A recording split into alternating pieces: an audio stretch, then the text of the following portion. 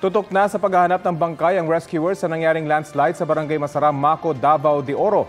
Dahil dyan, mas mapapabilis na raw ang paghuhukay ayon sa Maco LGU. Pinag-iingat pa rin naman ng mga rescuers sa paghahanap. Sa huling tala, umakyat na sa 71 ang mga nasawi. Sa bilang na yan, 4 ang parte lang ng katawan ang natagpuan. Kahit na nang sinabi ng Mines and Geosciences Bureau na bunsod ng pag-uulan ng landslide, nais pa rin itong paimbestigahan sa Kamara ni Davao de Oro 2nd District Representative Roel Peter Gonzaga para malaman kung may dapat bang managot sa insidente.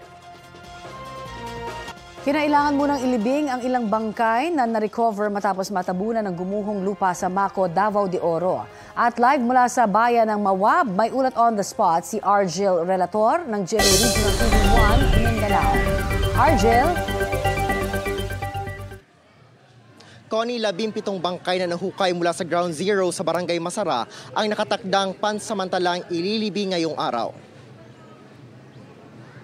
Nananawagan ngayon ang lokal na pamahalaan ng Maco sa mga kaanak na mga nawawala matapos ang nangyaring pagguho sa Barangay Masara na bumisita sa 2 punerarya kung saan dinala ang mga bangkay na nahukay sa guho.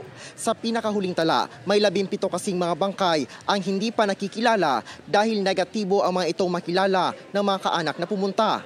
Ang mga kaanak umano ang mas nakakakilala lalo na sa features ng katawan, suot at mga dalang gamit ng mga bangkay. Ngayong araw, nakatakdang sisimula na ang pagsasagawa ng temporary burial process sa mga bangkay na walang pagkakakilanlan. Inirekomenda ito ng Municipal Health Officer bilang pagsunod sa health protocol. Nasa cadaver bag ang mga bangkay, hindi iembalsamuhin ang mga ito bilang pagbibigay galang na rin sa paniniwalang pangrelihiyon ng mga kaanak, ngunit treated naman umano ito ng medisina. Connie, nilinaw naman ng LGU na pansamantalang paglilibing lamang ito. Lalagyan umano ng markings upang mas madaling maghukay kung sakaling positibong makilala na ang mga bangkay.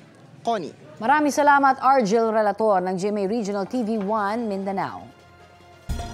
Kapuso, alamin ang maiinit na balita. Bisitahin at mag-subscribe sa GMA Integrated News sa YouTube. Sa mga kapuso abroad, samahan nyo kami sa GMA Pinoy TV at sa www.gmanews.tv.